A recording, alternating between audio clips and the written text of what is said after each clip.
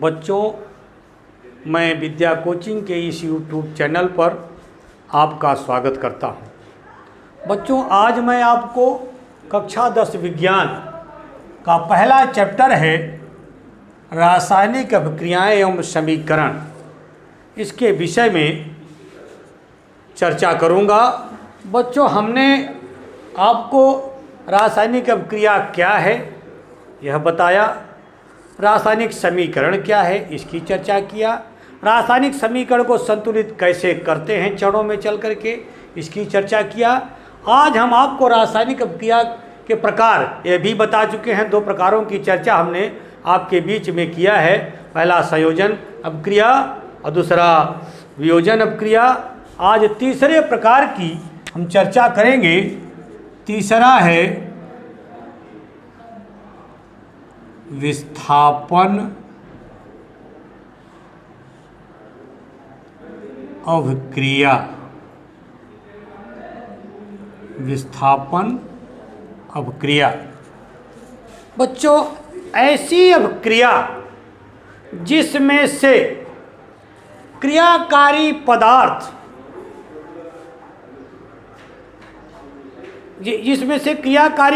क्रियाकारी पदार्थ से कोई तत्व विस्थापित होकर के दूसरे क्रियाकारी पदार्थ से संयोजित हो जाता है। एक बार फिर सुन लीजिए। ऐसी अभिक्रिया जिसमें कोई तत्व एक क्रियाकारी पदार्थ से हट करके दूसरे क्रियाकारी पदार्थ के साथ संयोजित हो जाता है, जुड़ जाता है, उसे हम विस्थापन अभिक्रिया कहते हैं। इसकी परिभाषा हम आपको लिख दे रहे हैं। ऐसी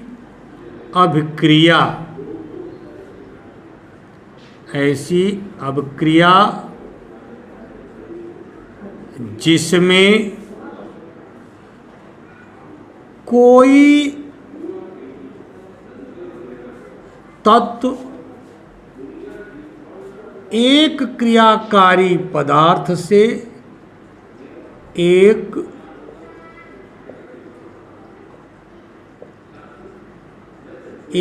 क्रियाकारी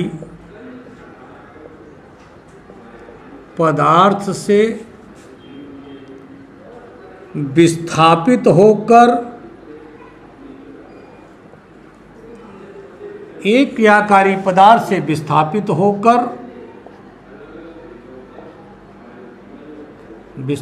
होकर दूसरे क्रियाकारी पदार्थ से जुड़ जाता है। जैसे Fe प्लस NaCl, तीर का निशान। अब बच्चों आप देखिए, इसमें Fe भी क्रियाकारी पदार्थ है, NaCl भी क्रियाकारी पदार्थ है। Fe एक क्रियाकारी पदार्थ है, NaCl भी क्रियाकारी पदार्थ है। अब उत्पाद जो बनेगा उस उत्पाद में Fe Na को हटा देगा, Na के स्थान पर क्या आ जाएगा? Fe। तो Fe एक ऐसा तत्व है जो Na को हटा करके उसके स्थान पर आ जा रहा है। इस प्रकार की अभिक्रिया को हम विस्थापन अभिक्रिया कहते हैं। यह बन जाएगा FeCl2 प्लस Na से संतुलित करने के लिए हम क्या करेंगे, यहाँ 2NaCl रख देंगे, यहाँ 2Na आ जाएगा। इस प्रकार से बच्चों क्या होगा, ये विस्थापन अभिक्रिया जिसमें Fe एक ऐसा तत्व है जो NaCl से Na को हटा करके उसके स्थान पर स्वयं आ गया। इस प्रकार की जो अभिक्रियाएं होती हैं, ऐसी अभिक्रिया को हम विस्थापन अभिक्रिया कहते हैं। चौथा है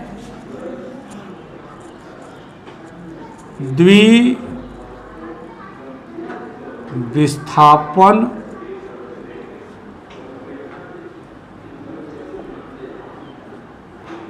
अभिक्रिया। द्विविस्थापन अपक्रिया क्या है? द्विविस्थापन अपक्रिया में बच्चों क्रियाकारी पदार्थ से दो क्रियाकारी पदार्थ है, तो पहले क्रियाकारी पदार्थ का एक तत्व दूसरे क्रियाकारी पदार्थ को हटा के उसके स्थान पर आ जाता है, और दूसरे क्रियाकारी पदार्थ का एक तत्व हट करके पहले क्रियाकारी पदार्थ के साथ जुड़ जाता है। इस प्रकार से कहने का मतलब, जब क्रियाकारी पदार्थों में आयनों की अदला बदली, आयनों का आदान प्रदान होता है, ऐसी अपक्रिया को हम द्विविस्थापन अपक्रिया कहते हैं, जिसकी परिभाषा लिख दे रहे हैं हम।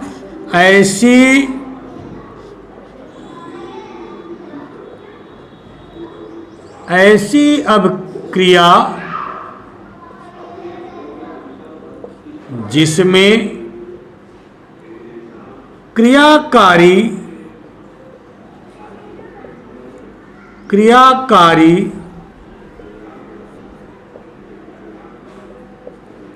पदार्थों में, ऐसी अपक्रिया जिसमें क्रियाकारी पदार्थों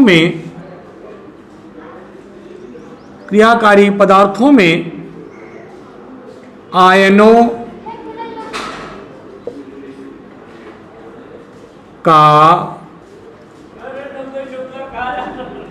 आदान प्रदान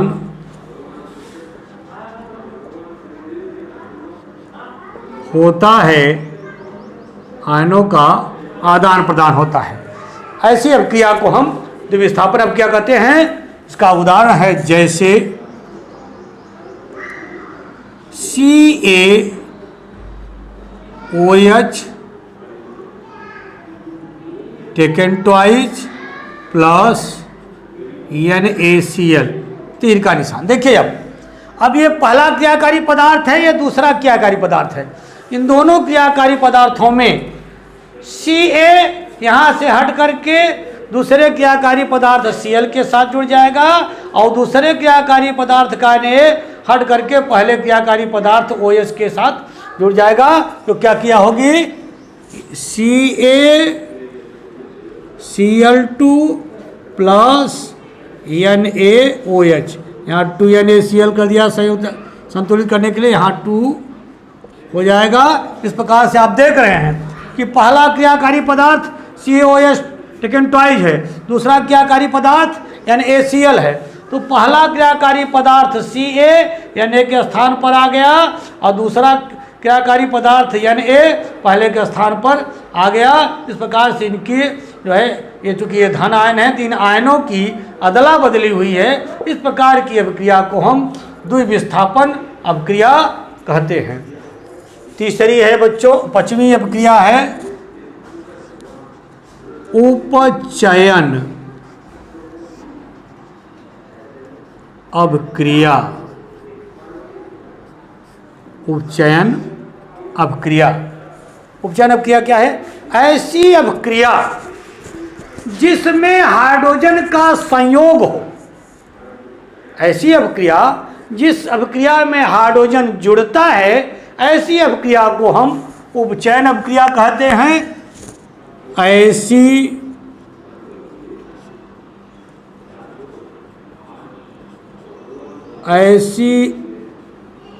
अपक्रिया जिसमें हाइड्रोजन का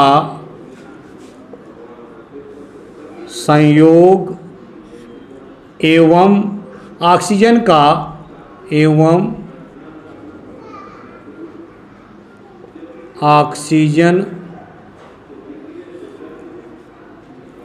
का विस्थापन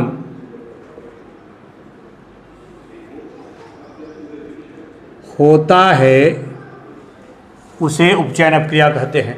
ऐसी अपक्रिया जिसमें हाइड्रोजन जुड़ता है और ऑक्सीजन बाहर निकलता है, ऐसी अपक्रिया को हम उपचयन अपक्रिया कहते हैं। जिसका उदाहरण है CuO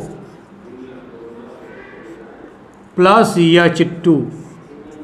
देखिए अब H2 इसमें जुड़ करके H2O बना लेगा, H2O बना लेगा प्लस Cu अलग हो जाएगा। इस प्रकार से हाइड्रोजन यहाँ इसके साथ जुड़ करके जो है अपक्रिया को पूर्ण कर रहा है। ऐसी अपक्रिया जिसमें हाइड्रोजन का संयोग होता है उसे हम उपचयन अपक्रिया कहते हैं।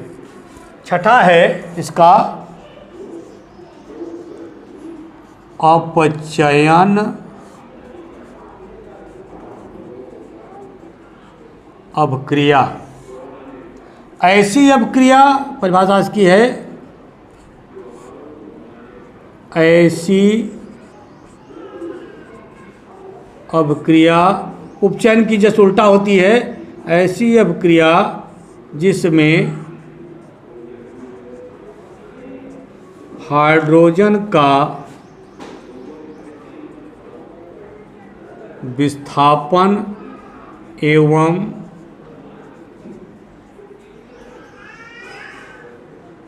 ऑक्सीजन का संयोग होता है। ऐसी अपक्रिया जिसमें हाइड्रोजन का विस्थापन होता है और ऑक्सीजन का संयोग होता है उसे हम अपचयन अपक्रिया कहते हैं। इसका उदाहरण है जैसे Cu प्लस O2 CuO, ये CuO ये बन गया।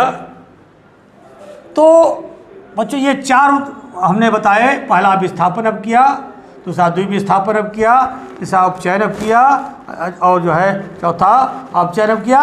एक अपक्रिया और होती है, वो होती है रेडॉक्स अपक्रिया। तो जो रेडॉक्स अपक्रिया ऐसी अपक्रिया जिसमें उपचयन अपचयन दोनों क्रियाएं होती है, माने ऐसी अपक्रिया जिसमें ऑक्सीजन का संयोग भी होता है और हाइड्रोजन का जो है विस्थापन होता है, या हाइड्रोजन का विस्थापन होता है और ऑक्सीजन का संयोग होता है, ऐसी अपक्रिया को हम रेडॉक्स अपक्रिया कहते हैं। अब रेडॉक्स अपक्रिया उपचयन और अपचयन दोनों अपक्रियाओं का संयुक्त रूप है, इसलिए अपचयन उपचयन हमने बता दिया है, तो रेडॉक्स बताने की आवश्यकता नहीं है। इतना आप समझिए कि रेडॉक्स अपक्रिया में उपचयन अपक्रिया अपचयन अपक्रिया दोनों क्रियाएं सम्मिलित होती है, ऐसी अपक्रिया को हम रेडॉक्स अपक्रिया कहते हैं। ठीक। अब इस प्रकार से बच्चों आज हमने आपको रासायनिक अपक्रिया के प्रकार पूरा बताए।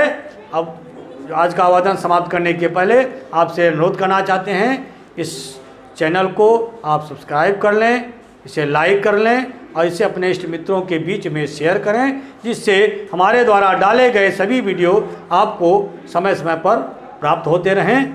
धन्यवाद।